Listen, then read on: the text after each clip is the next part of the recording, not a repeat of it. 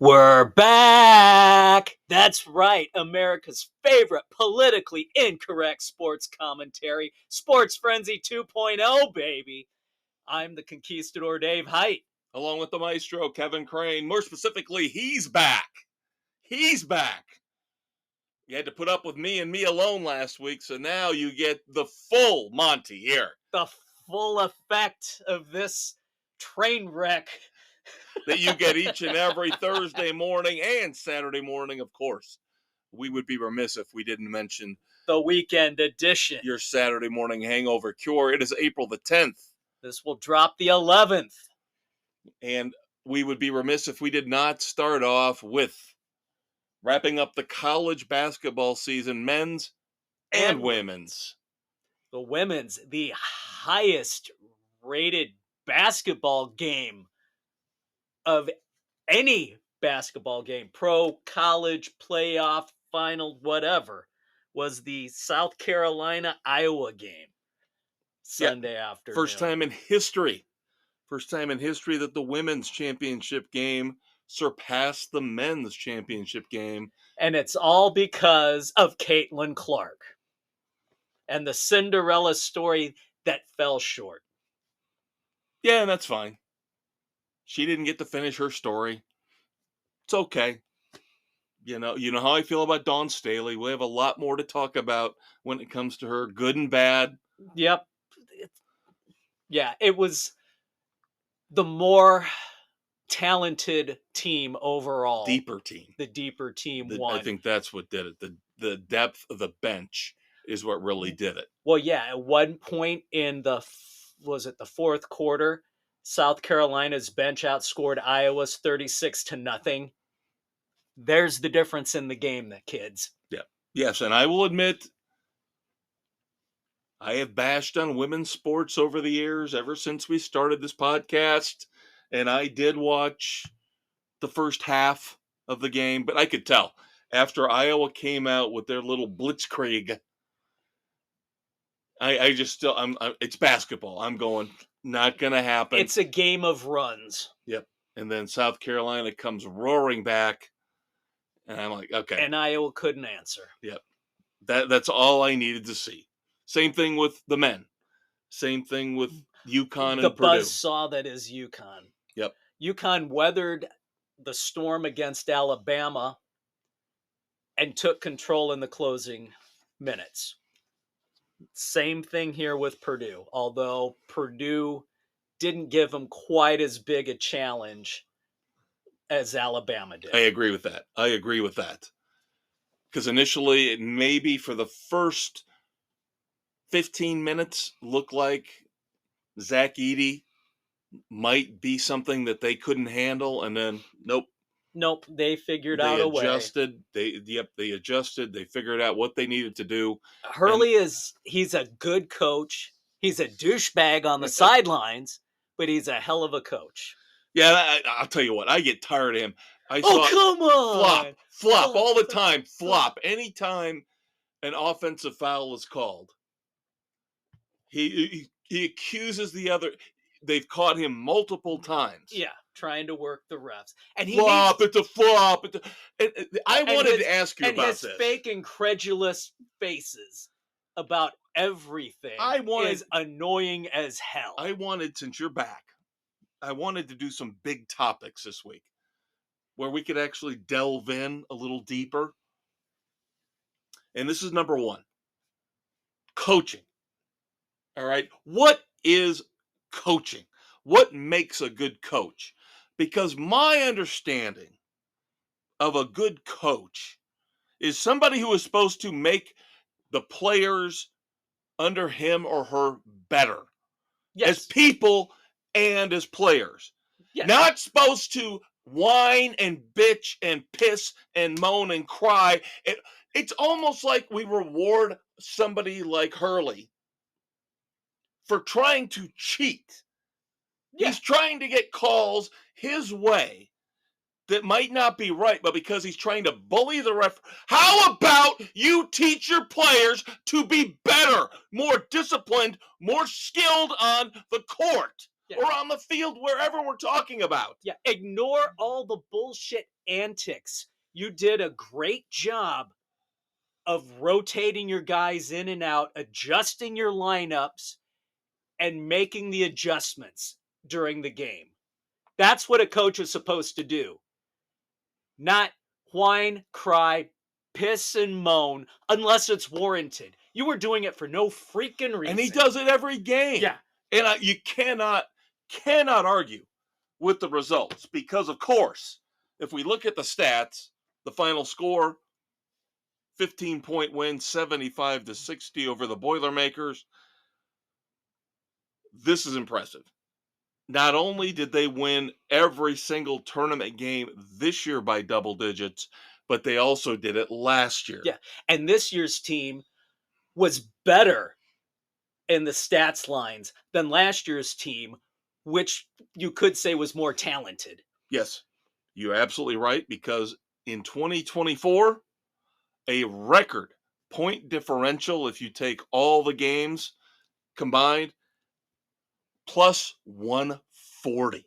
Yeah. Just in the tournament. Yeah, just in the tournament, which far surpasses, what was it? The next one was Duke, like 20 points lower or something like that. So I'm not trying to dispute the fact that Dan Hurley's a good coach, a very, very good coach. He just needs to stop the stupid antics. And I know he can sit there and say, you don't know what you're talking about. I got 2 rings, so fuck you. I get it. And I'm sure he'd be very happy to do that to me. People would be more willing to root for your team if you weren't being such a douche. Because again, as I was thinking about this big topic, what makes a great coach? And we've talked about how we don't necessarily like Mike Krzyzewski. No. And now we're seeing John Calipari done with the Kentucky fans. He doesn't want to deal with them anymore, taking less money to go to Arkansas. Yeah, I'm sorry. Kentucky they're not that program. They're spoiled anymore. Brats. Yeah. They're entitled brats. Little whiny babies. There are pros and college. And I think Notre Dame's like this when it comes to football. They think they deserve every year to be the champion. And some people say, well, that's an admirable trait to have. But expectations need to be lower are sometimes. One thing. Attitude about expectations is something completely different. And I say this about the business world. I will always say this about the business world and why we're fucked up in this capitalist society that we live in right now is because every year companies have to make a profit, have to show more growth. No, you don't. You are never, ever, ever, ever, ever going to be able to realistically grow 3, 4, 5, 6, 10% every year. There are going to be years where you're doing fine and you're stable. As long as you're making a profit, that's what counts. You don't have to set records every year. It's never good enough. So a business world model can be applied to collegiate athletics and professional athletics. And everything is cyclical. Things are cyclical. So I'm sure UConn will be a dynasty. I have no doubt about it. But I think you made the best possible point about Dan Hurley. You don't have to be such a douchebag. You really don't. You don't have to be Gino Auriemma. You just... the name that popped into my head as I looked through all the past couple decades of college basketball, even pro basketball, Jay Wright. Jay Wright was the one guy with Villanova who did it, in my opinion, with class. He came out in those awesome 3-piece suits. He looked like he was in charge. He didn't have to berate the officials. No. All his job was to make his players the best men they could possibly be on and off the court. He wins 2 championships, and then the nil stuff starts, and he says, see ya. Bye-bye. I'm heading to the broadcast booth. Yeah. And you can even say, you go back to UConn, Jim Calhoun. was not a raging ass on the sidelines. No, but Jay Wright to me But Wright, you are correct. is He was the pinnacle. epitome. Yes, He's the pinnacle. Yes. Of class. We talk about the fact that now in the NFL, nobody will wear a suit anymore. No, they're not allowed because they have to pimp the NFL merch. Yeah, you don't get I remember Jack Del Rio was the last guy. Yeah, and when he did the last time, he got fined for it. See, that to me projects class, you look authority. The look means something. The look matters. You have to, as you said, project class, project authority. You think best coaches back in the early times, how did they look? Landry, Hallis, even Ditka for a time, Shula, and Lombardi. Those guys were always classily dressed. Yep, and now you got Bill Belichick. Wonder why he can't get a job. Bill Belichick with the sweatshirts with the sleeveless hoodies. Yeah. Not trying to disparage Bill Belichick either, but this is a broad topic, a big picture topic. What makes a great coach? You kids at home, think about it.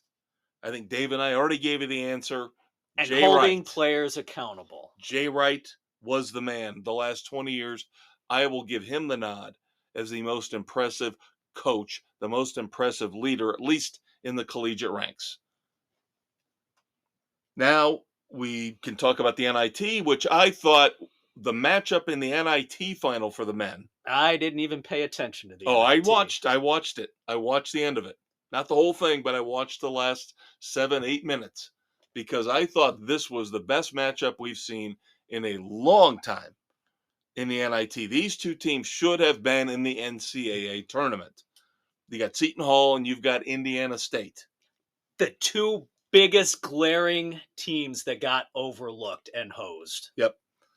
Now, unfortunately for the Sycamores, they had a 77-70 lead with just a few minutes left, and they choke job. Absolute choke job. Seton Hall scores the last 9 points of the game and wins the NIT 79-77. So what does the head coach of Indiana State do? Josh Schertz, you got to explain this one to me, my man. My brother from another mother. Don't know. They lose the NIT title on a choke job in the last couple minutes. He decides, I'm leaving for St. Louis. Why the hell would you go to St. Louis? I can't figure out why St. Louis would be a more appealing job than Indiana State. You just had a great season. I don't get it. Unless they threw up more money. Well, it had to be more money. No, St. Louis is no. And of course, the minute he announces he's leaving for St. Louis, that goofy white guy that they've got, the big guy, Kareem Abdul-Jabbar. Yeah, he's now in the transfer portal, going to St. Louis. No, not St. Louis, but he's in the transfer portal. Transfer portal. Well, nice segue, by the way, because the NCAA is getting ready to vote no limit on transfers for how many times student athletes can move around. They're still going to have 2 transfer windows, but a player cannot change mid-year and play for 2 schools in the same season. Oh, whoop-de-freaking-do. But at least there still has to be a limit on transfers. I don't see how but that's this is taking away them applying for special exemptions, like the one football player who got screwed wanting to be close to take care of his ailing grandma who was denied being able to play. Whereas you had other guys who could do whatever the hell they wanted. It was all over the map. This, at least, is putting some consistency in play. It's still fucked up. Yeah, I still think it's a complete and total mess. And we're looking at within the next decade. Yes, I'm Mr. Doom and Gloom. We all know this.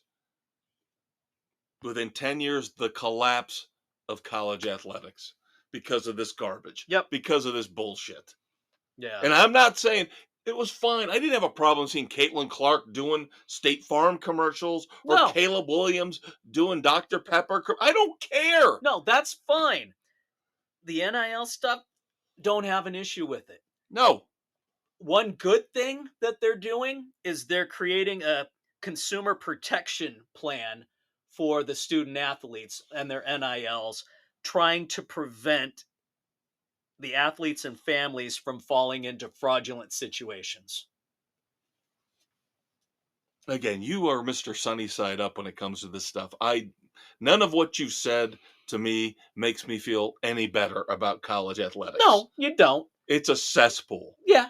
It's just a deeper, darker, more murky cesspool full of more Baby Ruth candy bars floating in it. Let's put it that way. There's nothing wrong with this. It tastes all right. It's still good. All right, let's move on to the women.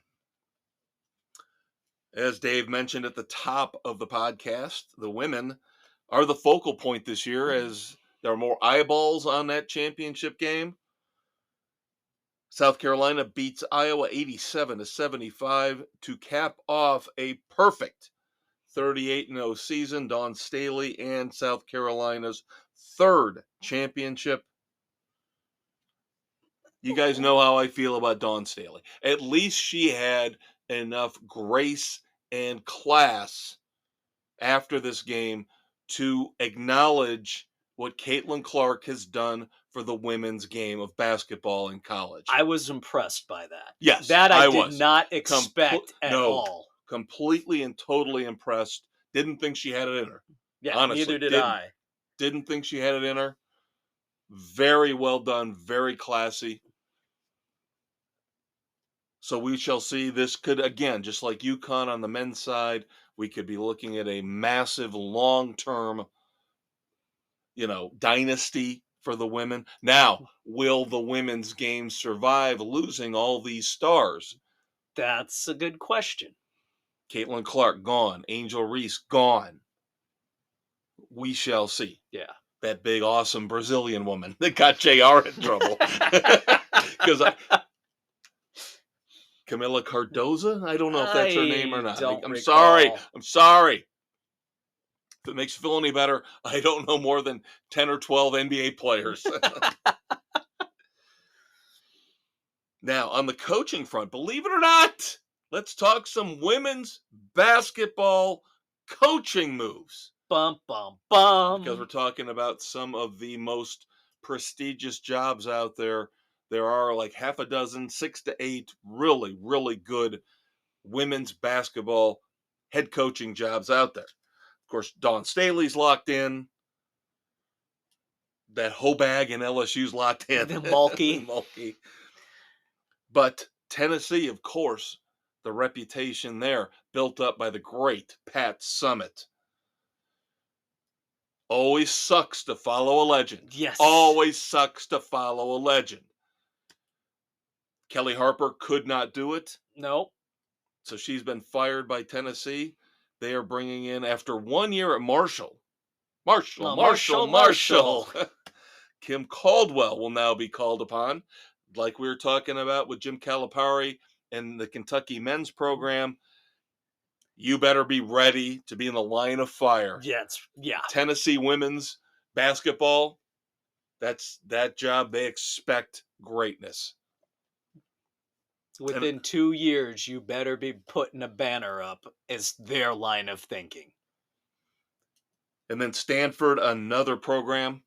Another solid. And we talked about recently Tara Vanderveer setting the record, male or female coaches with all-time wins. She's getting out while the getting's good. I got the record. I'm out, Jerry. Peace out. I'm going out on top. I'm out of the contest. Open it up for Gino, sorry. Yeah, unfortunately, well, however you feel about Gino, he will eventually usurp this position Yeah. from Tara Vanderveer. But she's going out on top.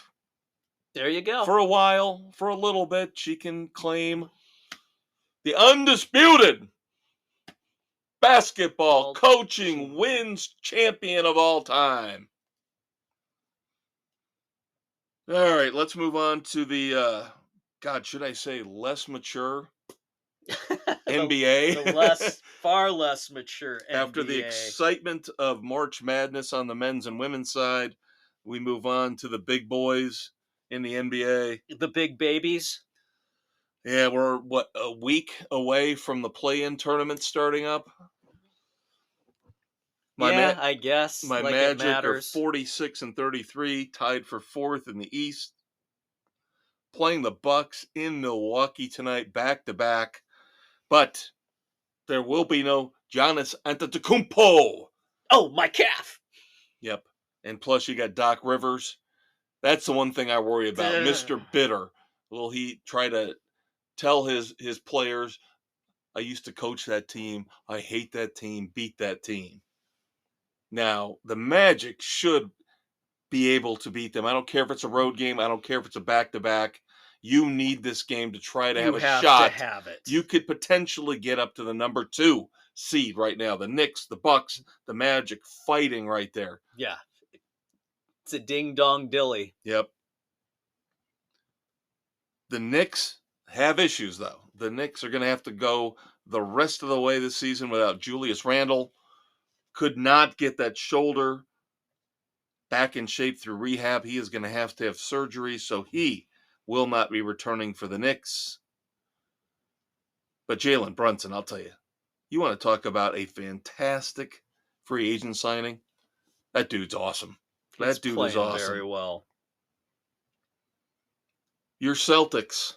How about last night? Oh my God. How about last night? Speaking of the Bucks. I don't watch the NBA. The Celtics lost to the Bucks last night. Bear with me here. Records set all over the place. Number one, the game clocked in at under 2 hours.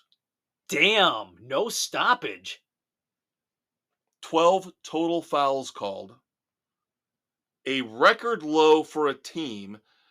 The Celtics got to shoot 0 free throws the entire game. And the Bucks only shot 2. There were only 2 free throws in the entire game. The previous low was 11. You got 2 free throws total in this game. The whole damn.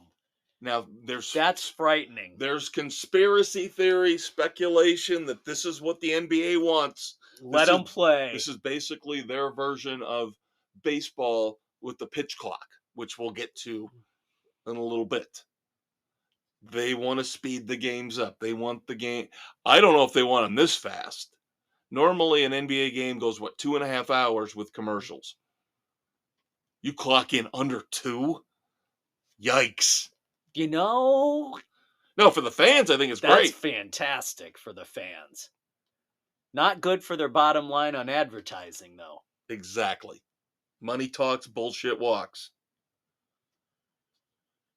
And then, of course, amazing how we talked about who could potentially be going into the Hall of Fame in basketball.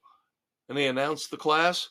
It's everybody. Everybody gets. You get in the Hall of Fame. You get in the Hall of Fame. You get in the Hall of Fame. A bust for you and a bust for you. And hopefully they won't screw it up and misspell stuff on your bust like Kobe Bryant and his statue outside of the stadium in Los Angeles. Almighty. So, yeah, Vince Carter got in. Chauncey Billups got in. Michael Cooper got in. Walter Davis got in. Doug Collins got in. Jerry West got in again. I mean, everybody. Come on. Seriously, it's the participation trophy era, Dave. You don't have to do anything to get in the Hall of Fame now.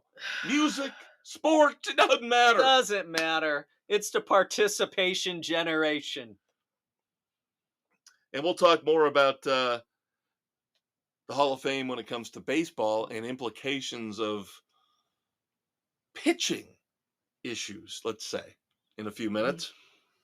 Of course, we are doing our non-stop format, so we will carry on without any breaks, completely and totally. You stop us when you want to stop us. That's right. But you can't stop us.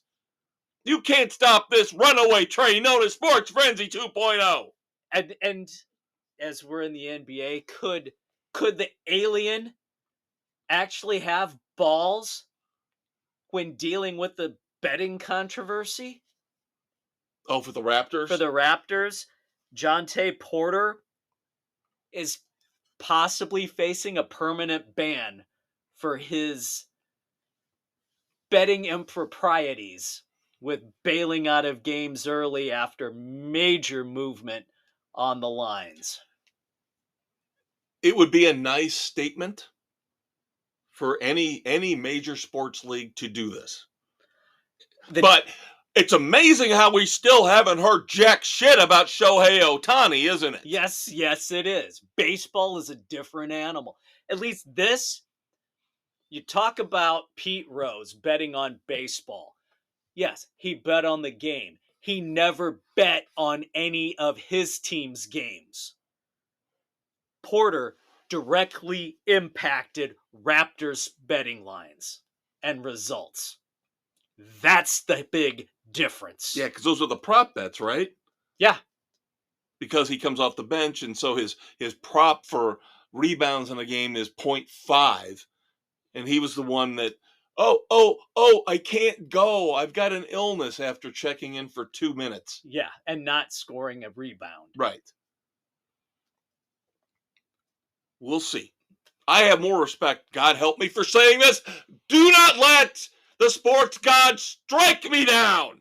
But I have more respect for the alien than I do right now for Rob Manfred. Yeah, I have to agree. As sad as it is, Silver has it's a the whole better handle. lesser of two evils crap. Yeah. Silver seems to have a better handle on how to deal with things, and Manfred is just do. I think Silver, I don't think he's got a spine. You know, I don't know up there in the spaceship if those aliens have spines, but he doesn't have a spine when it comes to sticking up to people like LeBron James or the bigger stars. He understands he's going to have to make the deal with the devil and baby them and let them get away with what they want to a certain extent. Yeah. And hope it doesn't bite him in his little barely there alien ass. But when you have something this egregious, right, he has to come down. Even what he did with Ja Morant was more than I thought he was going to do. And then one final note on the NBA, and we'll move on. Speaking of the big stars manipulating things in the NBA. Oh, say it ain't so. Bronny James. Bronny James. Bronny James and the Shondells. I like that. Bronny James and the Sean Lakers. Because, of course, he is declared for the draft, also entering the transfer portal, which I don't know how you can do both. If you can declare for the draft without having an agent. Because, of course, his dad is his agent. Under the table. Exactly. Right. So he is declared for the draft. He's entering the transfer portal. If projections are he's not going to be in the first couple rounds, and he's going to transfer out of USC. I saw Yahoo's latest mock draft today. Yahoo Sports put their latest mock. And I wasn't looking for Bronny. I was actually looking to see where Zach Edey's going to go. Because I'm very curious about this. They had Zach Edey going first in the second round. And they have Bronny James. Shocking! Going to the Los Angeles Lakers in the second round. He hasn't done anything to prove he can play. LeBron wants to play with his son. Does his son want to play with his dad? We shall see, my friend. We shall see. And so to put a bow on everything, to wrap up basketball, let me explain. This whole deal with Bronny James comes full circle to something we talked about at the beginning of the podcast. We talked about Jim Calipari leaving Kentucky to go to Arkansas. How is there an opening at Arkansas? Because Eric Musselman left Arkansas to take the job at USC. And that maybe possibly, although I don't think that was the purpose, the impetus for Bronny declaring for the NBA draft. Eric Musselman's a very, very good head coach. I think this was the plan all along. But still, Musselman takes over at USC. Bronny says, okay, I'm out now. Yeah. USC, I'm done with LeBron trying to manipulate everything. Yep. And of course, USC is going to have a lot of fun as they move into the Big Ten. They had a hard enough time establishing themselves in basketball as a decent team in the Pac-12. Now you're coming into a juggernaut basketball conference. Yep. I would be shocked if USC finishes in the top 10. They would be in lucky. The Big Ten. They would be lucky. Yes. All right, moving on to baseball. Baseball. Finally, we get to start talking about our teams in terms of their records. Not going to worry about where they're sitting in the divisions yet. A little early for that. But the Cubs are 7-4. I was very happy. Taking 2 out of 3 from the Dodgers. And then after a disastrous game Monday night in San Diego, where they blew an 8-run lead. And I said, Dave, I fucking told you so. I said you got to spend money on the bullpen. If you're not going to bring in a starting pitcher like Jordan Montgomery, then you better spend the goddamn money you got left on the bullpen. They did not. And it showed. Cost him that game Monday night. But because we have an awesome manager in Craig Counsell, he got that team fired up. They bounced back Tuesday night to win. So they are 7-4 right now. Can't believe I'm saying this. Looking up at the Brewers and the Pirates in the NL Central. Things are nutsy crazy across the board right now. There's not much you can put in some teams at the top, some at the bottom. The Astros, oh my God. 4-8. The Astros. Awful start. Terrible start. Can't figure that out unless you want to say it's a managerial change. They got to get used to it. You would have thought it would have been more seamless. Yep. But one team you can count on to be at the bottom throughout the season, my Chicago White Sox. Coming in tonight, 2-9. Thank God for the Miami Marlins. No kidding. Good Lord. Miami Marlins, by the way. 1-11. Oh, boy. Oh, boy. Yeah, so far the Sox have scored the fewest runs in the league. Before last night's 7-5 win over the Guardians, and as we're going now, they're up 5-4. In these 2 games, the Sox have so far scored 13 runs. They scored 16 in the first 10. Awful. And everybody said, well, if things work out, if everybody stays healthy, they might have a shot. Right. Luis Robert on the IL again. Eloy Jimenez on the IL again. And last night, Yohan Moncada pulls a groin on the IL again. Injury-prone guys. Lots of talent there, but they cannot stay healthy. They cannot put it together. And then it comes out that before Moncada went down in the first running out a grounder, pulled the groin, had to be helped off, writhing in pain. He'd been playing with an injured groin for the last few games, and those idiot trainers still ran him out, let him run out there. Since Herm Schneider retired as their trainer, they have had more soft tissue issues than they've ever had before. Well, injuries are right now a major storyline in baseball. And I was one of these people trying to prop you up. Now, I did not realize the White Sox would become injury prone like this, but they have been for the last several years. Well, I thought that, again, I was one of those guys that said if Cleveland Guardians lose their ace, Shane Bieber, to Tommy John surgery, it's not like the Twins are doing anything.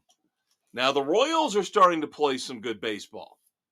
We want to be Royals. Of course, they're trying to force a new stadium referendum, that sales tax referendum for improvements to Arrowhead for the Chiefs and a new stadium downtown for the Royals. So yeah. they lock up Bobby Witt Jr. and they're trying to say, hey, look at trying. us. We're trying. You need to pony over some money or here. we're going to leave. Yeah, how about you actually put together a legitimate plan to put before your constituents there to vote on? It was voted down because there was no plan in place. They weren't going to cut you a blank check for nothing. Put the plans up. But Shane Bieber's not the only pitcher with arm trouble. And this leads me to my next big topic of the week. Oh, I just saw Moncada's out 3 to 6 months. Oh, wow. Oh, wow. Yeah. Race to the bottom, Marlins and White Sox. Oh, I'm sorry. That's brutal. But big topic number 2. Let me run through these real quick and then we will discuss. Shane Bieber, just mentioned, Tommy John surgery. Cleveland devastated in multiple ways. They probably were looking at trading him.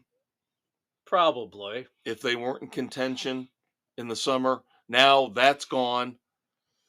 My pick, many other people on our panel picked Spencer Strider of the Atlanta Braves for the NL Cy Young, strikeout leader from last year. He's gone to the IL, sprained UCL. Word is not confirmed yet, but he could be looking at a second Tommy John surgery. Boston Red Sox pitcher Nick Pivetta, elbow strain, to the injured list. And then let me work in a retirement for you so we can bring this full circle, and then Dave and I will bring up the big topic.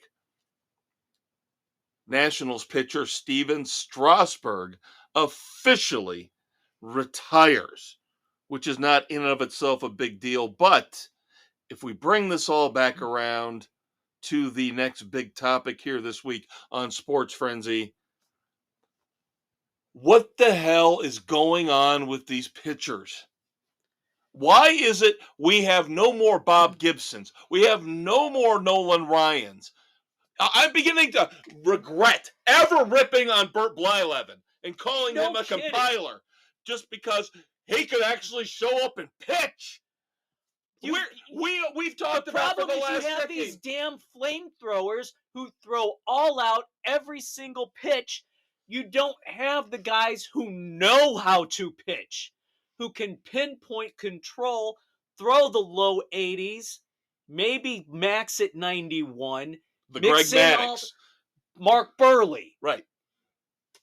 You got the guys who knew how to actually pitch. Work the strike zone, in, out, up, down, off speed. Keep them off, the batters off balance. It's gone. Everybody's max effort, and you don't let them work deep. You have them on short pitch counts. Their arms aren't getting built up. You've got the weak ass offs. I don't know what the hell kind of training programs these guys are doing.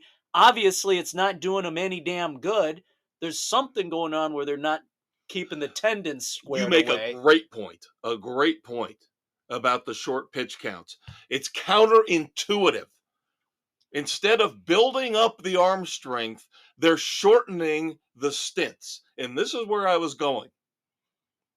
We've been talking for the last decade about how 300 wins used to be the benchmark for a starting pitcher, a Hall of Fame level starting pitcher. Yeah. And now we've had to drop it to 200 with guys like Max Scherzer and Justin Verlander. I wonder now if we have to drop it down to 150, Dave. If that. If you're these guys, we're looking at bullpen games for every fucking team out there now. Yeah, because they're scared to death to put these guys out there for more than 80 pitches. It's pathetic. The problem is the fucking stats geeks have gotten involved and have screwed everything up. It's, oh, well, you're not going to face these guys more than 2 times through the lineup. The batter always figures it out by the 3rd time through. So we need to pull you out. Supposedly. Right. But we need to pull you out. The good pitching coach and the good pitchers, they are going to adjust to the batter. They're going to keep them off balance and not be in these routines where I'm throwing max effort. First pitch is always going to be 100-mile-an-hour fastball down the middle or down low. They don't go up high. They don't work in and out. They don't have the control that the pitchers used to have. No. I would say, it's great to have a guy who can throw 105 miles an hour. What good does it do you if you can't throw a damn strike? Give me the guy who maxes out at 91, 92, can vary his speed by 10 to 15 miles an hour, work the corners, work the upper and lower zones, mix in a curve, a slider, keep them off balance. But something that's been on the table for years and years and years, which I think is a problem, and we talk about this in football as well, with the lack of coaching, the lack of trying to teach these kids how to tackle in football properly. So they have to legislate no horse collar tackles. No hip swivel tackles. No hip swivel tackles. Because the kids want the showboat, launch themselves, helmet first at a guy, tackle to make it on the ESPN Sports Center highlights. Stop. And in baseball, it's the same thing with the pitchers. Gotta hit 100. Gotta hit 100. Gotta hit 100. Yep. No, you don't. You're going to destroy your arm, and you're going to get lit up. And, of course, we will talk more about this at the end of the show. I wonder what that means. But a non-pitching injury to bring up. Again, Boston got off to a really good start this year. And now lose Pivetta, and now they lose shortstop Trevor Story. With a broken shoulder, he is out for the year. Yeah, awkward landing on a diving stop. So I give them tons of credit for. I did not think they would be anything close to good this year, considering the competition in that division. Yeah, the Yankees are off to a stellar start. We expected Boston to be the bottom feeders. Yeah. Yep, and they've been very, very good, but now these 2 injuries, devastating. That hurts. Devastating. Bad. The A's finally found a temporary home. Still don't know if they got a permanent home. Who knows if they're going to be in Vegas or not, but next year they are moving to Sacramento. Playing in the minor league stadium there. Yep, that'll be 25, 26, and 2027 with an option. Again, not sure what's going on.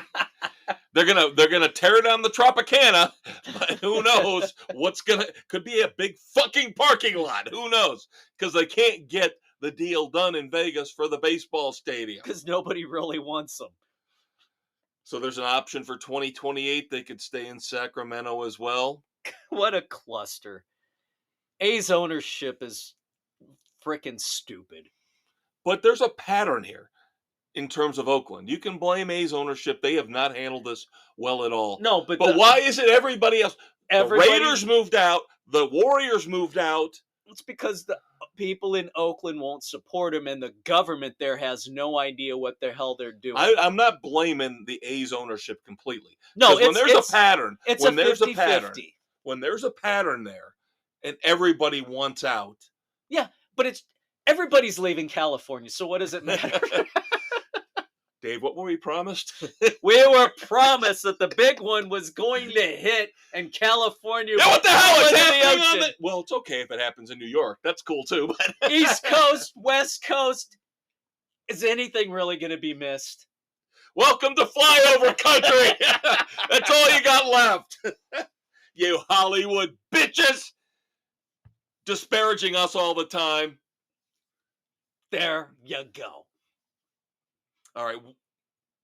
I'm sorry. I cannot resist this before we move on from baseball. Don't get mad at me. Well, you can get mad at me. That's fine.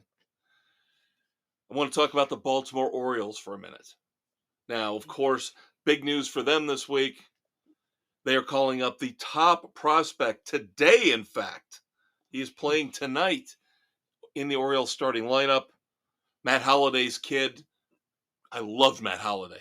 Great player for the Rockies. Oh, absolutely. His son, infielder Jackson Holliday, number one prospect in all of the minor leagues, will be making his major league debut tonight for the Baltimore Orioles here on April the 10th.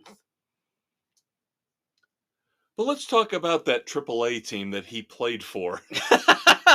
Oh, you mean the one that laid the big ass smack down on the Sox?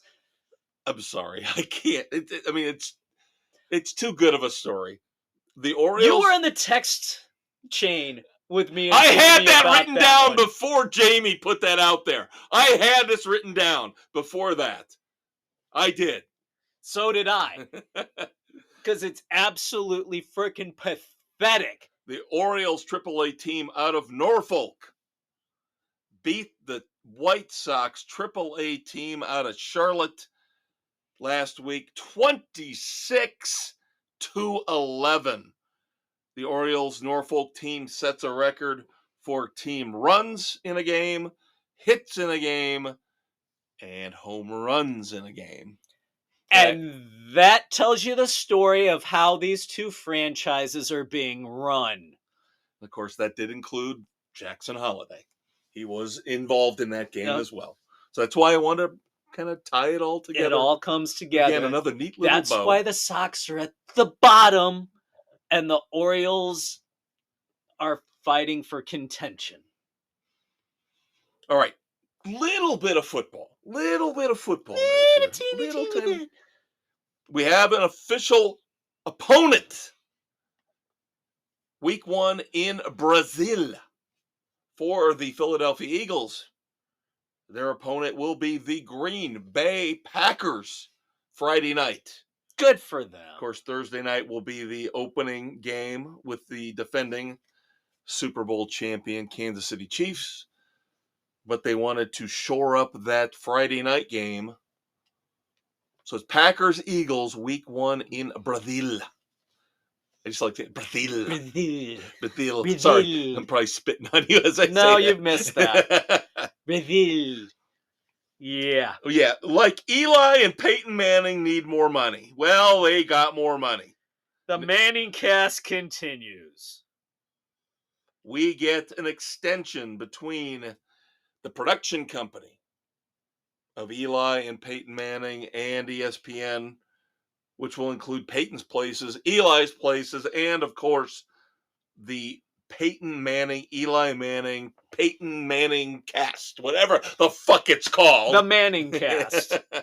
That will go on through 2034. Good God. Are people going to be sick of it? Have you by watched then? it? Have you watched it? Like 10 minutes, maybe. I don't even think I've watched 10 minutes of it. It's been on, 2 years now? Yeah, I think I've watched a total of 10 minutes. It doesn't do it for me. Haven't watched that much. Haven't even watched that much. I love Peyton Manning. I love Peyton Manning. He's one of the few athletes I think gets it. I I want to watch the fucking football game. Yeah, I want to listen to Buck and Aikman tell me what's going on. I want the full screen of the game. I don't want half screen of the game and then the other half split between Eli and Peyton. And then, of course, they get a guest star. Let's trash talk with Snoop Dogg in the second quarter of the Cowboys-Commanders game. I don't give a fuck about the celebrities and what they think about the Monday Night Football game. Sorry, don't care. But good for them. I got less problems with them making money than these other idiots in Hollywood. Let's put it that way. If somebody's got to get paid, let it be those Peyton two and get Eli. paid. Yeah. At least you can listen to them, unlike that idiot on CBS, Tony Romo. He could be snacking on a cupcake on a crucial 4th and 1.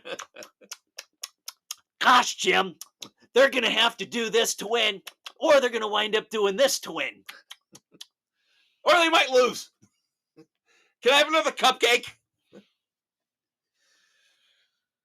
Well, I figured with the way the Jaguars have been very careful with their money here in this offseason, they know they're going to have to make a decision whether you like it or not about Trevor Lawrence, but they let Calvin Ridley go, saving themselves some little cap chunk. space. Well, again, when I say saving themselves money, that's money they did not spend.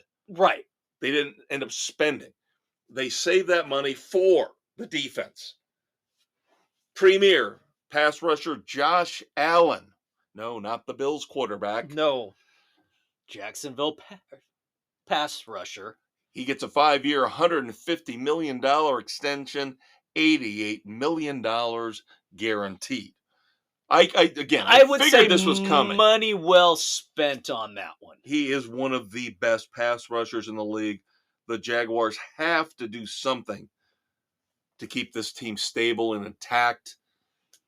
Doug Peterson's going to have to rally the troops this year if they are going to be the team that we thought they were going to be last year. Yeah. This year. Yeah. This is the make or break Trevor Lawrence season. Yes. And Doug Peterson. Yeah. I talked last week, of course, you were off, about the big trade, the Bills sending Stephon Diggs to the Texans. We had been talking about that, though, for weeks and weeks. It did not seem like that was a good fit anymore. But we also discussed the fact that it was not going to be financially feasible to do it. They did it anyway. They're taking the cap hit. Yeah. I think they end up paying $3 million more on top of the salary. Yes. To get rid of him than to keep him. Yeah. Oh my God. How bad was he in the locker room? That's what I'm saying. How bad was he if you were taking that kind of dead money on? That's like you're on a bad date with a chick and she orders a lobster and you say, go ahead and get the cheesecake too, bitch, because you're done after this. Yeah. Seriously. Just cut. Oh my God. To pay $3 million more to not have him on the roster.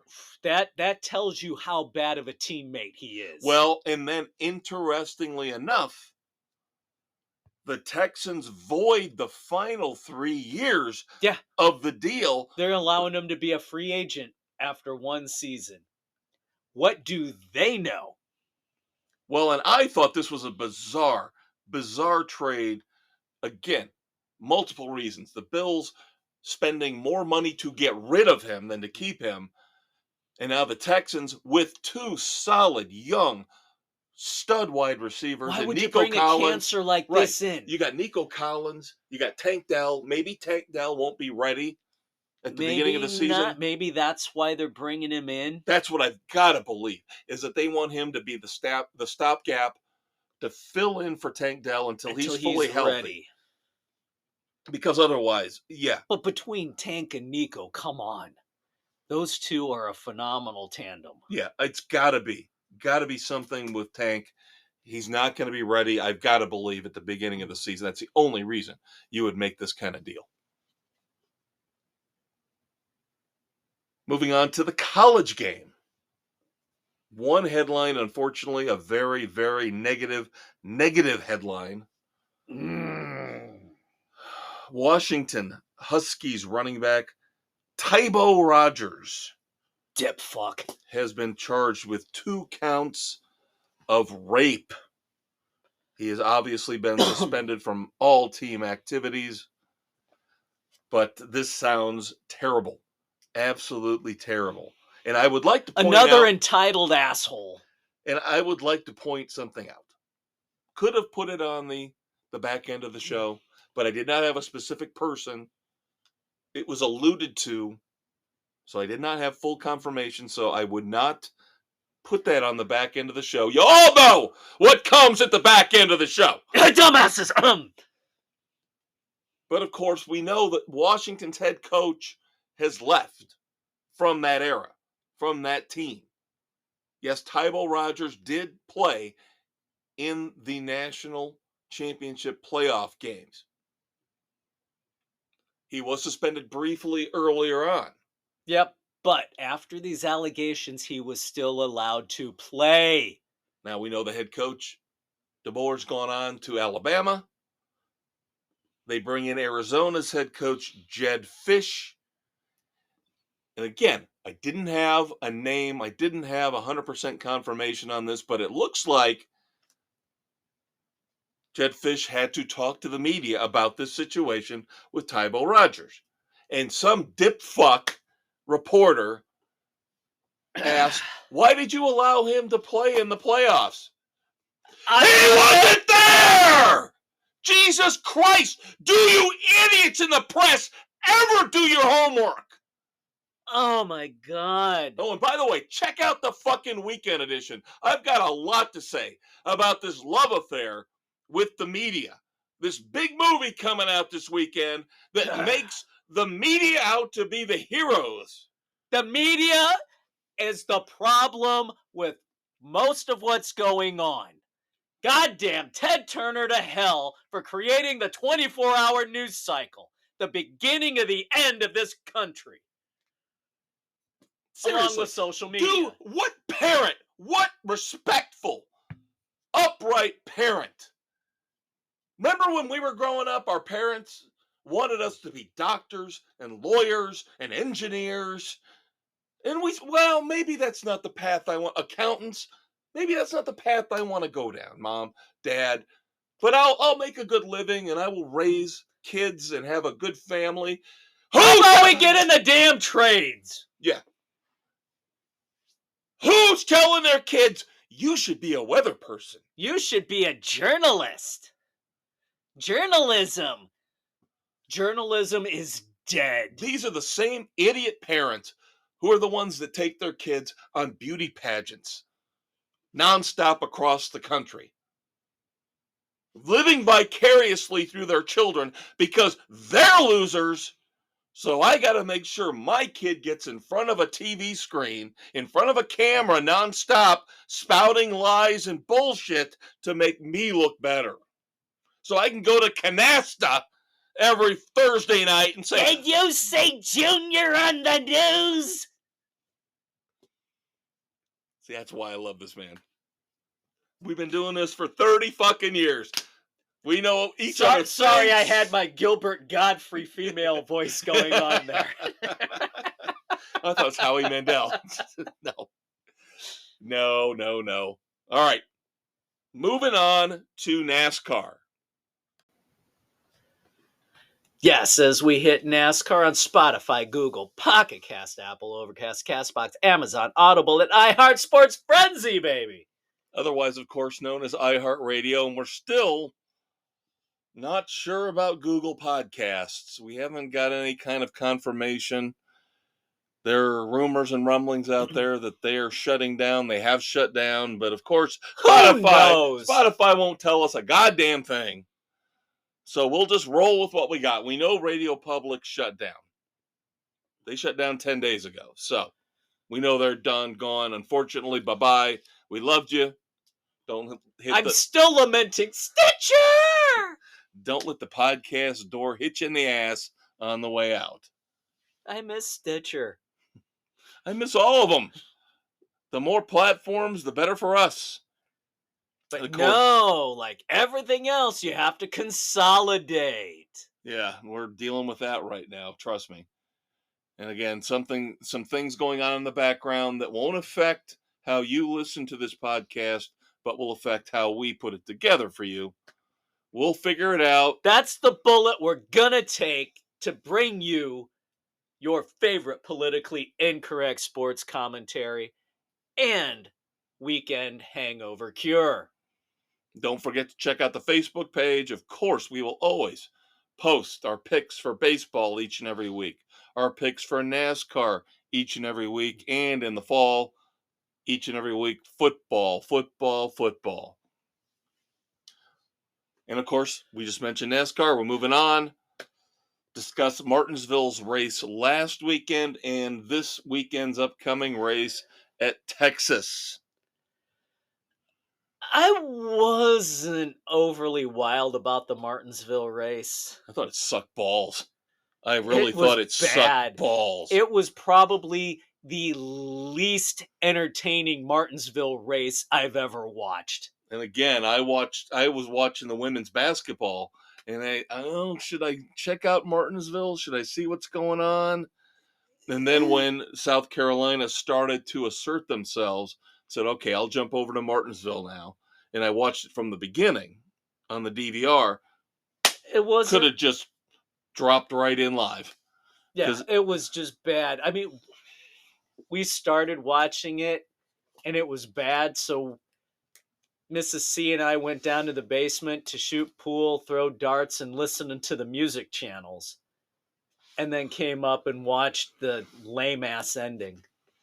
Yep. Now, Kyle Larson had the pole. William Byron won. Hendrick Motorsports goes 1, 2, 3. And, of course, it's the 40th anniversary of their first win, which happened at Martinsville. Yeah, from Jeff Bodine. So all the cars had the ruby color mixed into the paint scheme. Yep, so they get the podium sweep. And of course, they made a funny point towards the end of the race. They're going to be complaining about why didn't Alex Bowman finish fourth? Even though he finished in the top 10. Yeah. Not good enough. Not good enough. But this is the kind of stuff that I don't like. This makes me think a little tiny bit. Conspiracy? F1. This stuff reeks of F1 to me. That on this big gala weekend, and of course Rick Hendrick wasn't even there because he had to have knee surgery. But let's talk to Jeff Gordon every fucking 10 minutes. You know he's going to be running that organization. Yes, he's almost running it. He pretty much is running it now. Now, in terms of the overall quality of the racing, very interesting comments from two-time former champion Joey Logano.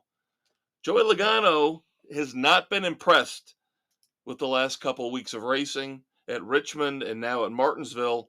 Joey Logano says, we want the tires to fail like they did at Bristol. It makes things more interesting for us, makes things more interesting for the racing viewer. You got to find a balance. You need the tires to wear out and not completely blow, putting the drivers at risk. You need the wear where you have to manage them, where the fall off is so bad. Well, he made a fantastic... Again, Joey Logano, we've seen him in the booth. We've listened to him in the booth.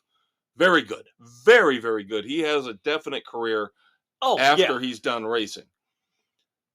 He says, we're too wrapped up in appearances for the consumer. Goodyear doesn't want their tire to look bad because people will think we don't want to put that tire on our car. It's a race tire. Well, that's the thing. He's trying to say we need to somehow, in marketing, in advertising, somehow separate the fact that these tires are not what you're putting on your sedan or your SUV. But he says Goodyear seems to be so concerned about the perception of the tire when it comes to the consumer that they don't want what happened at Bristol to happen again. Yeah. Even though it's better racing.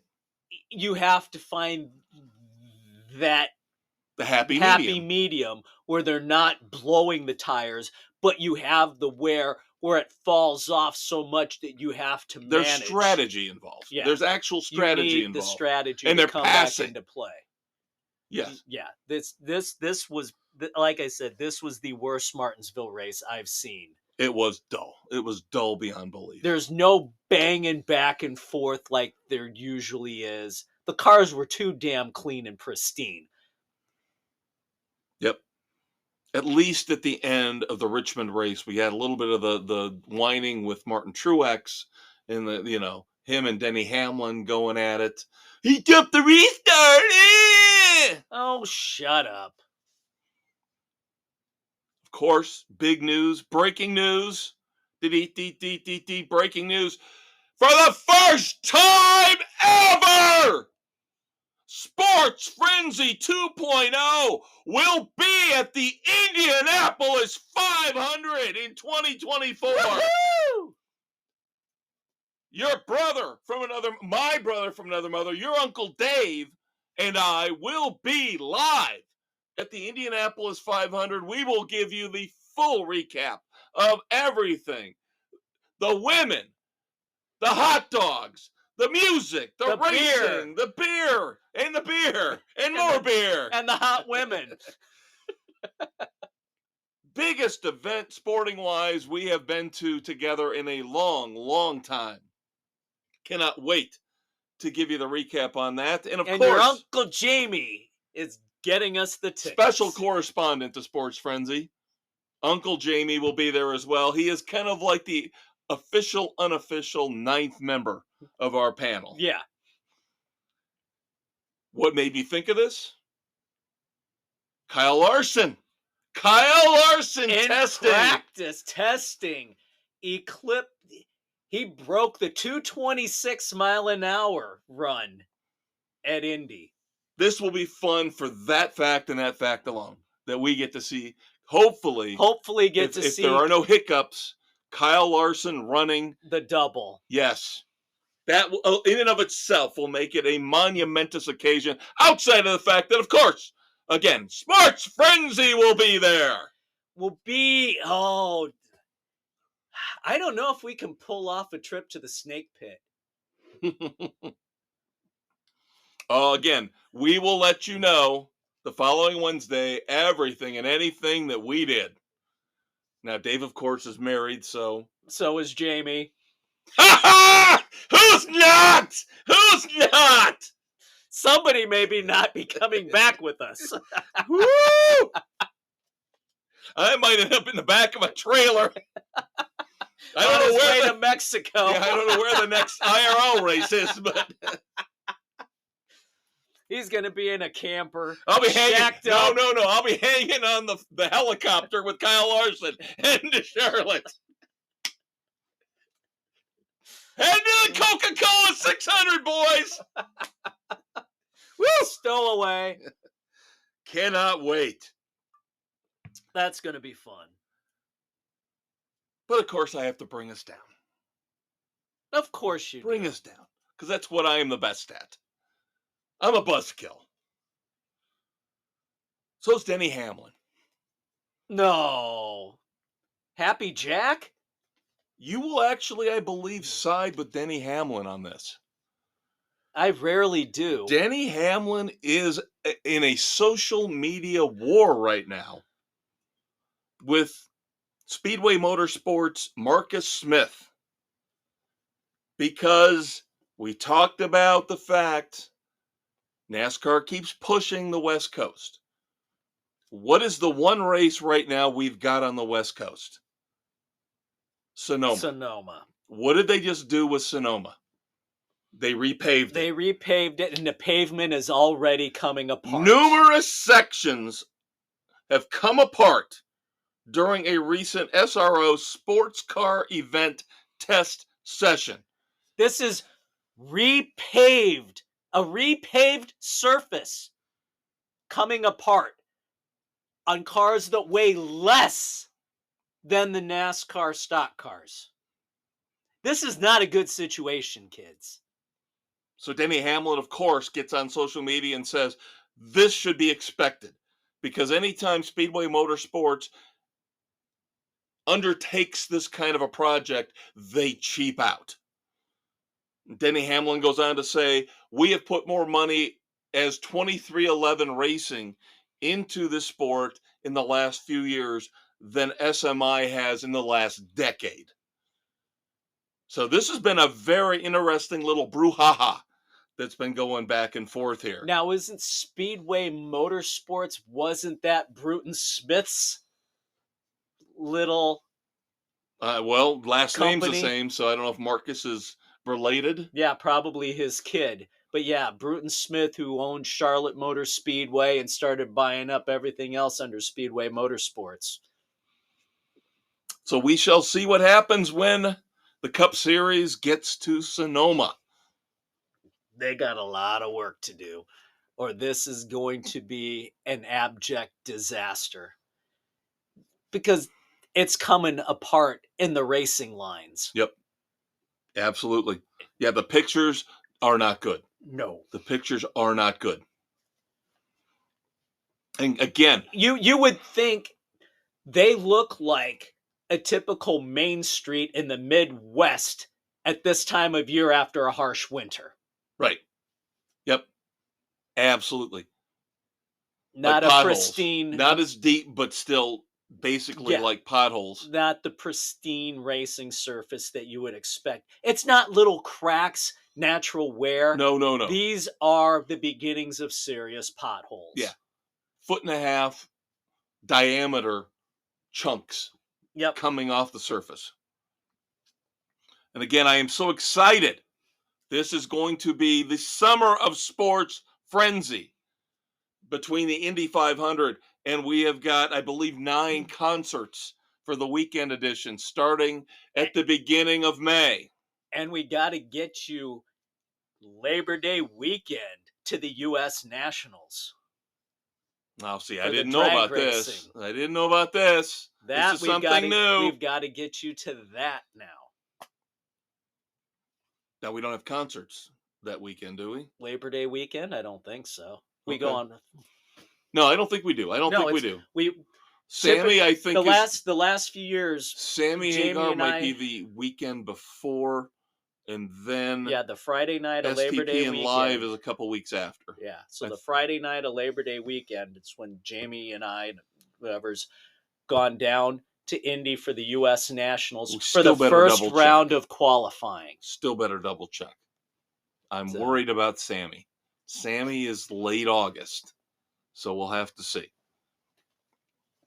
All right, move on to, do you want to talk about the Blackhawks? They're fighting to move up to third worst team. Anaheim, yes. They're trying to catch closing Anaheim. in on Anaheim. They've left the Sharks in the dust. 23, 49, and 5, 51 points with just a few games left in the season. Now, of course, big news in the NHL. Sorry, Sammy is going to be that night. I had a bad feeling. We may have to push it back a day. We can't push Sammy Hagar back a day. Going to the Nationals. Wait. Sammy, hey, it's Maestro. Hey, how's Mikey doing? Doing okay? Yeah, we got to go down and push it back. Can you push the show back? I know Joe's been working on sounding like Eddie Van Halen, but just push everything we back have got sports frenzy business to attend to. Can you do? Okay, thanks. Make sure tomorrow. Announce that tomorrow. Thank you. Okay, it's all taken care of. If only. We may have to go back a day. Oh, wait. Oh, and send me a case of Beach Bar rum while you're at it. Okay, thanks, man. Bye. Yeah, like I've got that kind of pull. If only. The only pull I've got is on my teeny weeny wanker. That's the only pull I've got. Anytime Jennifer Aniston's Uber Eats commercial comes on. La, la, la, la, la, la, la. The NHL news that we need to discuss, though. The Coyotes moving potentially from Arizona to Utah. The NHL may be selling the Coyotes to the owners of the Jazz. And it could happen for next year. So they're shadow working a dual schedule to see how that plays out. Because let's face it, Arizona can't support the Coyotes. They can't figure out a new arena. Yeah. It's a cluster. It never should have gone there to begin with. And it's very interesting what is going on with Utah. They've been players for the A's. If the deal with Vegas falls through, just interesting how all of a sudden Salt Lake City and Utah are becoming major. Now they have no chance in holy hell of getting an NFL franchise, but the other sports they don't have. They've got basketball, hockey, and baseball. They can pull hockey and baseball in. Hockey, they use the same arena. Well, Dave, I've got 3 Clint Eastwood badasses, but you know what we forgot? We didn't do our goddamn Texas picks. Son of a bitch, we didn't. See what happens when we get rolling. I got all excited about the Indy 500, and then you started in with the Nationals, and I just got all titillated. And I thought about Jennifer Aniston and the Uber Eats commercials. Well, when you think of titillation, Wanky Spanky, and when you think of titillation, you think of Jennifer Aniston on Friends with that cold set. Race 9 of the NASCAR 2024 Cup Series is the Auto Trader Echo Park. Does Echo Park sponsor every fucking thing in Texas? Pretty much. Because they were partial sponsors of the COTA race, too. Auto Trader Echo Park 400 Texas Motor Speedway. Speedway. 7 of our 8 panelists have their picks in. I like my pick. I like Dave's pick a lot. I'll let Dave go first. All right. He's on an island right now. I am on an island. I am on Kyle Larson Island. I hate using a second one this early. That's the only reason I didn't go with him. But I went back-to-back, tried to get a back-to-back earlier this year, and it bit me in the ass. That's why I took Larson and not your pick. Because I am trying to go back-to-back. The elder statesman and the governor, Doug, are with me. 3 of us are taking Lord William Byron to go back-to-back. The numbers for him are just too good at Texas, but I like your pick a lot. It's the next best. That was my one stipulation, what you mentioned. After this race, after Texas, I will start going into my second picks, but I just didn't want to do that yet. Yeah, especially with our new rules. Everybody gets a trophy! Participation trophies! We got 2 wins. I want more wins. I want points. I want points. I want stage points, possible win a stage. That's an extra playoff point for you. Right. Go for the win. Get those 5 extra playoff points. Right. In our new rules. Right. So that's what I'm going for here. Very mad with our pick last week with Martin Truex. That was a fucking disappointment. I fell out of... I was in there with Sam, number 1. Would have got the max points. Now I'm dropped to 2. So now I'm a little pissed. So I want some points here. Get back up to that number 1 slot. Get those, 10 bonus points? Yeah. But yeah, Martin Truex last week.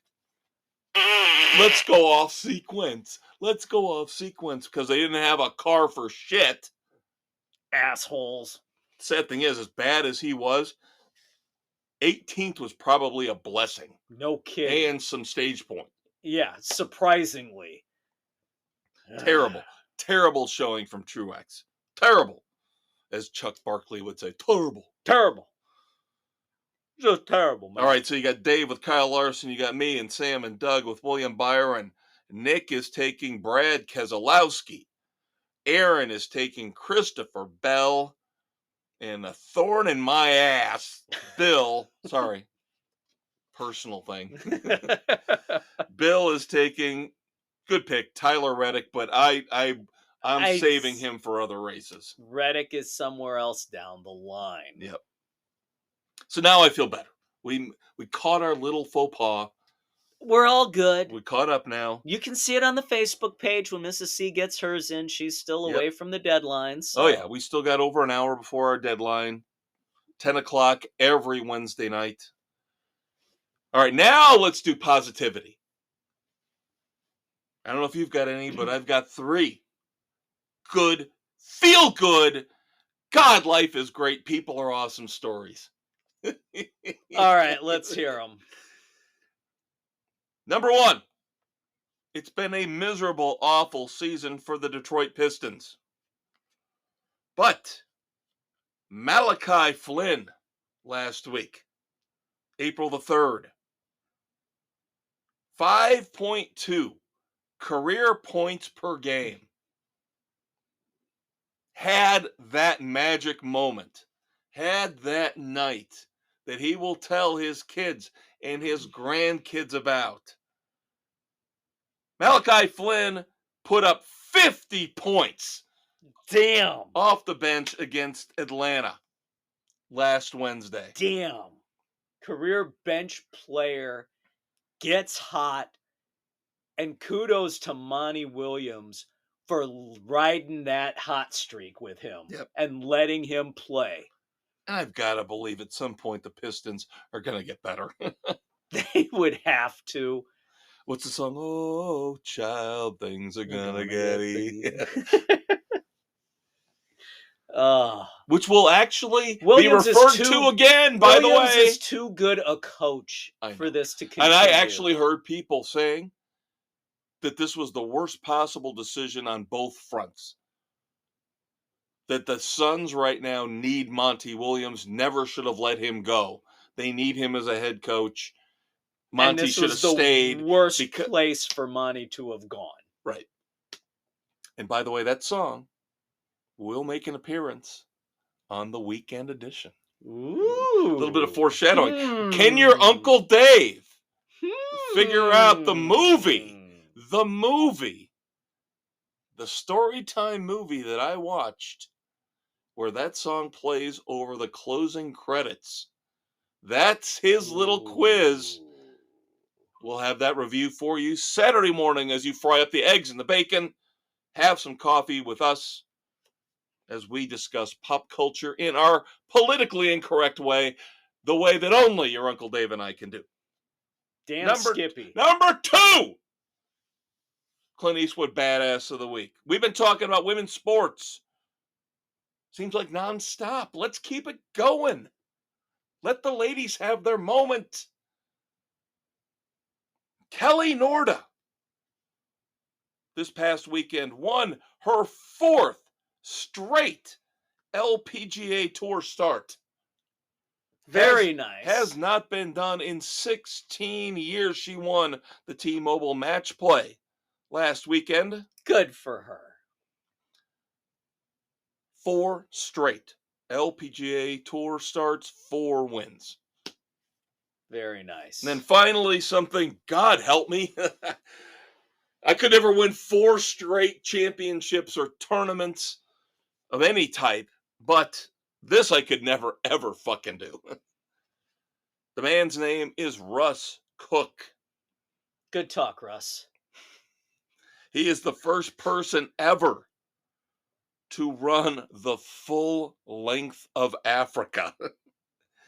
Why? 10,000 plus miles. Why? Through 16 countries. It took him 352 days, including... How many bulletproof vests did he go through? He was robbed at one point. He was. Armed robbery was something he had to deal with. Oh my God. Of course, illness came. But almost a full year it took him. Over 10,000 miles through 16 countries. Russ Cook, first person ever to run the full length of Africa. And probably the last. I can hear Toto playing in the background. I bet you half the time he wished he had the rains down in Africa. He was probably so dehydrated, he was hallucinating. Oh, God. All right, so there you go. There's 3 Not one, not two, but three feel-good stories for you. Couple more little tidbits, and then we move on to Then we what's have to coming pivot. next. We talked about Kelly Norda and the LPGA Tour, the Masters, coming up this weekend. As you're listening to this Thursday morning, the Masters is kicking off. Teeing off. Well, yes. Thanks. Come on. Thanks, Fault Finder. Thanks for correcting me now. Get your sports alliterations correct. And I love the Masters. This is the best, the number This one, is the it. ultimate tournament of the year. We got the live guys coming in, former champions, of course.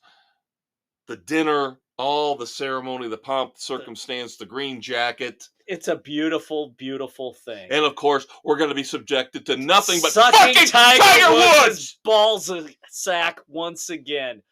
Tiger can win this if everything goes right.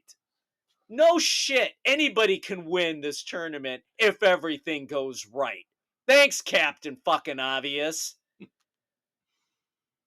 Tiger making his 26th appearance at Augusta. He'll be lucky if he finishes the first round. He's got a new caddy. So does Justin Thomas, who ditched his caddy right here before the Augusta tournament. So we shall see. Next week, of course, we will have full coverage for you. Gee, I didn't know the new caddies were in early this year. The 2025 models. You're such a jackass. Now, of course, John Rahm is playing in the Masters. He should. He's the defending champion. He has come out and said Live Golf should actually try to play more like the PGA Tour. They should expand to 72 holes. That defeats the whole damn purpose. Well, look at the name. LIV stands for what? 56 holes. 56. One less 54, round. sorry. 54. 54. Sorry, my bad. One less round. Yes, 54. My bad. That's the whole point. Is you're not subjected to that extra day. But eventually this is going to have to be worked out between Rory McIlroy bitching and pissing and moaning and the live guys wanting to get back somehow in the good graces of the PGA Tour so they can play maybe a few more tournaments. Why would you want to start on Thursday? Have one more day at home with the family when you're making that kind of money. Come on. I'm sorry, 54. I feel bad. Now I feel bad. 56. Duh. Fuck nuts. Ivy. I should appear in the next segment, the next 20 minutes from now, the dumbasses of the week for that. I can't read my Roman numerals for shit. 54, not 56, Kev. All right, the NFL Network. Before we move on to moments of silence, ESPN's not the only one laying people off.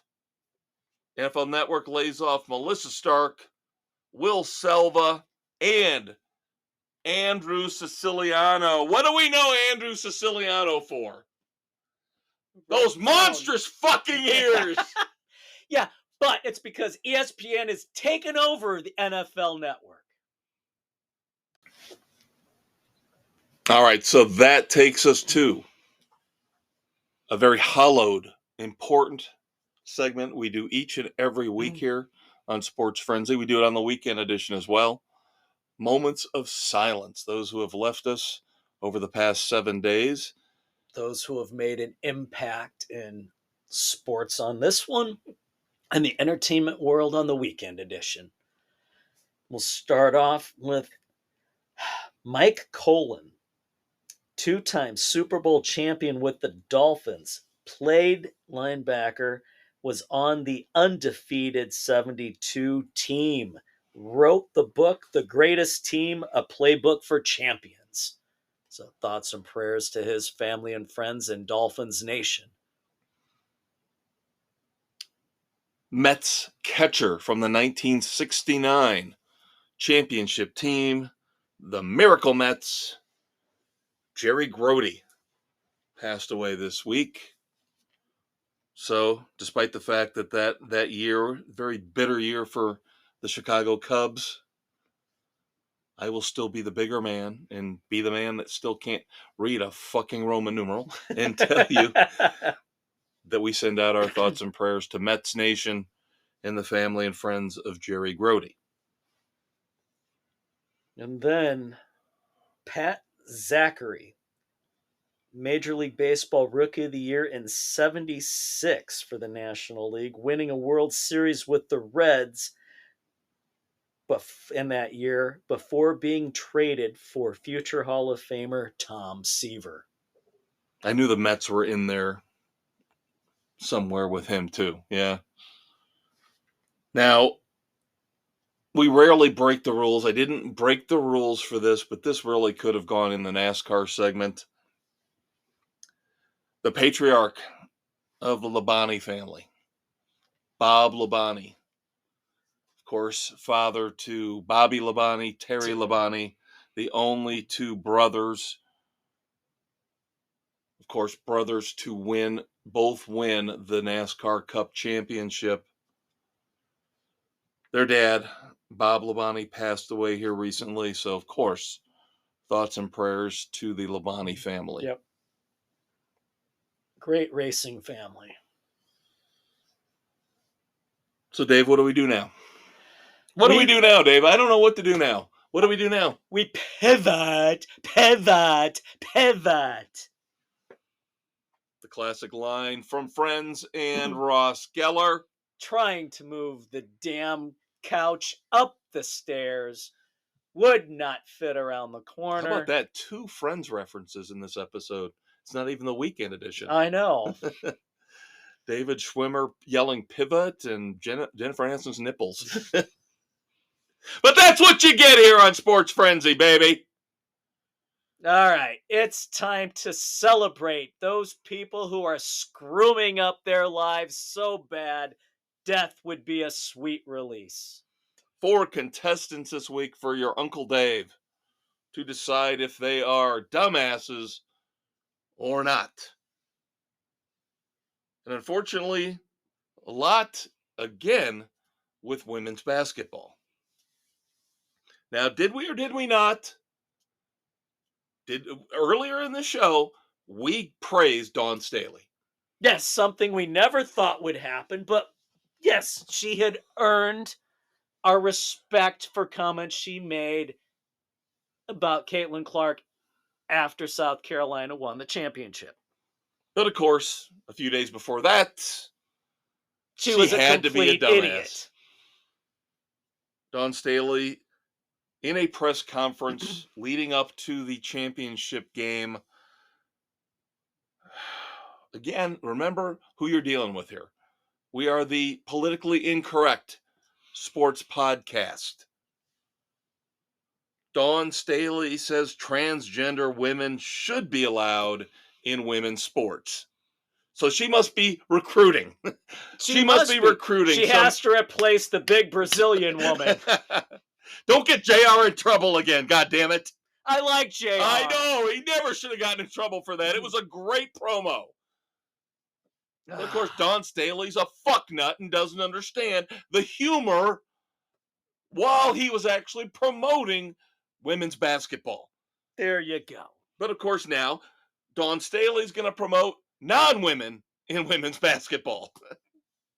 Makes absolutely no sense whatsoever. Again, I'm telling you, this is opening the door so she can recruit a transgender player. So bad. I'm telling you. So it's bad. Addictive. It's addictive. So bad. I'm telling you. Ask Gino Auriemma. You can ask Dan Hurley now. This is addictive. And they will do anything and everything they can. To stay on the top. The minute South Carolina and the minute the Cocks have to play a cock, she will be the first one bitching and pissing and moaning and complaining. As a follow-up, by the way, the NAIA has officially banned transgender athletes in women's sports. So there you go. Boom. Sticking with women's basketball. And again, kudos. We just called her a dumbass.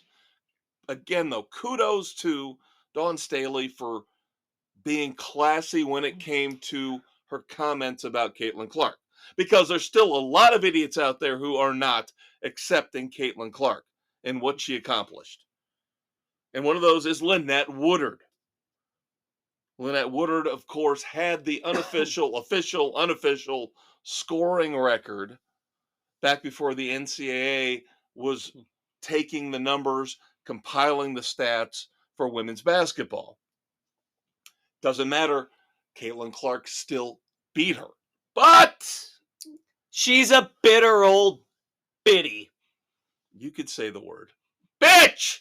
Bitter old bitch. She claims her scoring record was not broken by Caitlin Clark.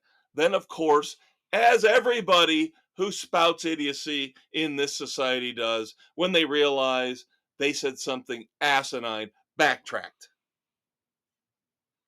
But you put it out there. What is she claiming, Alzheimer's or early onset dementia? No, bear with me here. This is what she says. She says Caitlin Clark did not have to play with the men's basketball like she had to. And of course, here's the big one. Caitlin Clark had the 3-point line, and Lynette Woodard did not. So, but if we're going to start doing this kind of nitpicking, then we got Dan Marino, who's going to start talking about, how about these extra games, and my passing record still stands, and yada, yada, yada. And there you go. Where does it end? Here's an idea. Shut up. Accept the fact that your record fell after you held it for a while. Accept it gracefully. Move on. Go gently into that good night. Be a very calm, very respectful dumbass. Okay? Because let's face it, until you opened your old yap, nobody knew who the hell you were anyway. We'd forgotten her. We'd completely forgotten her. Sorry, Lynette. Miss Irrelevant. Now, this was something I alluded to in our baseball discussion. I had to put the brakes on because I didn't want to ruin it. We talked, big topic. We talked about injuries to pitchers and how it seems like it's getting to be an epidemic and what's the solution. Dave and I, of course, we told you what the solution was. We think we know what the problems are and how to fix them. But, of course, the most powerful union in sports, the Major League Baseball Players Association, has got to chime in. It's the pitch clock. The pitch clock is to blame for all of these injuries. Damn pitch clock, you effing morons. They are definitely going with this. They're idiots. They are 100% going with this narrative that the pitch clock is the reason why Shane Bieber's hurt, Spencer Strider's hurt, bullshit. Nick Pavetta's hurt. Bullshit. What do they call bullshit? Dave, what do they call the surgery? Tommy John. How long has it been since Tommy John pitched? Decades. Was there a pitch clock back when Tommy John pitched? No. So how the fuck can it be a pitch clock that could be causing Tommy John issues if there was no pitch clock for Tommy John? The man the surgery is named after. The problem with more is these guys are not strengthening and developing their arms. And they have coaches who are too scared, like you mentioned, to tell them, stop trying to throw a slider at 95 miles an hour. Stop putting that torque on a 12-year-old arm. Learn how to locate the pitches. Learn how to throw an easy off-speed vary pitch. Your speeds. Greg Maddux. Show these kids video of Greg fucking Maddux. Please, for the love of God. Mark Burley. Even modern Kyle Hendricks. The professor. Yeah. and explain to me how Nolan fucking Ryan never had arm problems. The original flamethrower. And again, Randy Johnson, for crying out loud. I feel like I need to apologize to Burt Blyleven and all these guys I've ripped on for being compilers, because now, given what we're looking at and where baseball's headed, where it's going to be a bullpen game every fucking game from here on out, and you're never going to have a pitcher win in his career more than 150 games. If you're lucky. Give me Don Sutton. Give me Dries. Give me any of these guys. Blyleven, any of them who went 300 and 300. But at least they were there every 5 days and could pitch 6, 7, 8 innings. They would eat up 200 plus innings every season. Can I for this do an ancillary, dumbass? Sure. Did I ever mention how much I fucking hate Jeff Passan? This little yes, prick, I think you have. This little prick who's somehow been anointed. You know, now I like Adam Schefter in the NFL. And he was anointed the heir apparent to Chris Mortensen. God rest his soul. Loved Chris Mortensen. And I like Adam Schefter. Schefter's moved in. Pretty good. He paid his dues. He worked with Mort. Right. So he earned it. Tag teamed it for a while. Yeah. He earned his chops. But Jeff Passan, this little bitch, has kind of like just been the hot little commodity, went from Yahoo and ESPN hired him, and now he's the number one baseball expert. He's a fucking moron. And he's the one that wrote this article that's on ESPN about how do we solve this problem? You know what his big statement, his big conclusion is in this insightful article? There is no real clear-cut answer to the problem. Great journalism! Great journalism, Jeff! Way to go, asshole. And if you know how they do with these commentators when they're sitting at home? Yeah. You know, and they've got their library behind them. Uh-huh. Yeah, like here in the Sports Frenzy studio, we've got Walter Payton and Rusty Wallace and Cubs shit and racing shit and Van Halen shit. Cool stuff! Jeff Passan, he's got a bunch of albums behind him. Fucking, like, Rage Against the Machine, fucktard stuff that you and I would never listen to. That explains a lot. Never even touch on the weekend edition. That explains a lot. Yes. Yes, it does. And again, insightful journalism. Brilliant. We just told you what the problem is, and you have no fucking paragraphs clue. And paragraphs and paragraphs of drivel. And then he goes, well, the answer is there is no clear-cut answer. Way to go, fucktard. Way to go. But not a hair out of place. Smooth-looking guy in a nice suit. Whatever. Fucktard. He's an idiot. I should let you do this last one, because this is really for you. You wanted this one. Last minute, just breaking news here within the last hour as we've been taping. I discussed the initial issues with this last week. Yeah, this is beyond dumbassery. This we've called Mr. Hassan a fucktard. Rasheed Rice is the fucktard of the week. This dumbass racing he's in a rental SUV racing somebody who's driving his Corvette. Both lose control, wreck out, cause chain reaction, hurting other innocent people, and both these idiots escape. They flee the scene. Hold their stupid asses accountable. Throw the book at them. And that's why, hopefully, this follow-up, which officially puts Rasheed Rice in our dumbass of the week category. News breaking today that an arrest warrant has been issued down in Texas. 8 charges filed against him. And again, America's least fucking likable team strikes again. So what happens next? Next week, does Jackson Mahomes rape a fucking puppy? What happens next week with these idiots in the Kansas City Chiefs organization?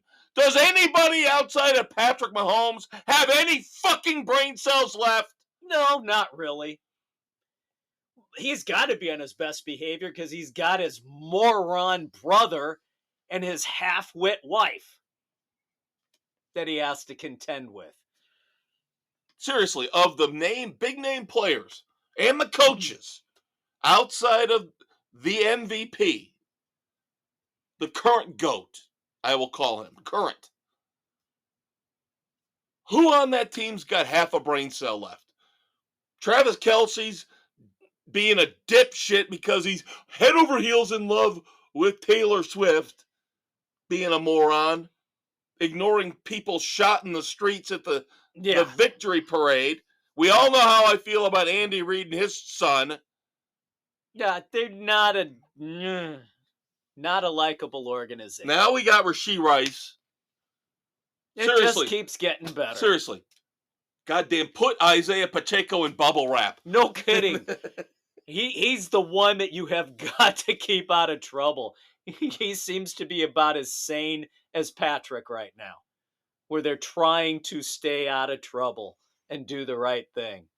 We can only hope it's not an illusion. You know what else is not an illusion? The fact that we're going to be back in a couple days. That's right, with your weekend edition, your Saturday morning hangover cure. We'll have your rock and roll fix as you fry up the eggs, the bacon, down the coffee and the aspirin. We will have our full season reviews of Tokyo Vice and The Gentleman. We got movie reviews. Yes, we got a mutual movie review this week. We try to do it as often as we can. Got one this week. Yep, you have one, a story time. Yes, you're still thinking about it, aren't you? A little bit, and I have another one as well. But the one we're going to review together is the brand new 2024 version of Roadhouse on Amazon Prime with Jake Gyllenhaal. I don't know. You probably read 14 books in the last day. I've got one for you. So you will not, and we've got 6 contestants in pop culture competing for the Red Foreman Dumbass of the Week. It's a full segment, kids. Maybe we should change it. Instead of saying dumbass or not, every week we should just throw them all in a pot and decide which one of them. Who's the biggest dumbass? Yes. Maybe we should change the rules a little bit. Maybe we don't do dumbass or not, but it's the vying for dumbass of the week. Yes. Yes, I think we need to still do as that. a runner-up, you're a dumbass. But who are you of the week, vying for dumbass of the year? Right. There we go. Yes. We just come up with this stuff. Well, you guys are listening to us. We have to evolve. You are listening to genius percolating, occurring as you listen to this podcast. You are so blessed. Kids, do you realize this? They don't realize it, Dave. They don't. We have to run everything. I know. And this is just a small portion we gotta run of what we do. Every sports league, Hollywood, we got to run fucking everything. We are your shadow government. Yeah, that's it. That We got to run the government too. Nobody listens to us. That's why things are fucked up. We know you're listening. We know the few, the proud, like the Marines. The few, the proud, the sports frenzy crowd, the podcast listeners. He's your Uncle Dave. He's your Uncle Kev. Take care of yourselves. Check you out Saturday morning for the weekend edition. Otherwise, if pop culture isn't your thing, I don't know why it wouldn't be. Check us out in 7 days for more sports. Yep, and tell your friends to be part of Frenzy Nation. Because nobody does politically incorrect sports commentary, pop culture commentary like your Uncle Dave and your Uncle Kev. Say goodnight to the kids, Uncle Dave. Good night to the kids, Uncle Dave.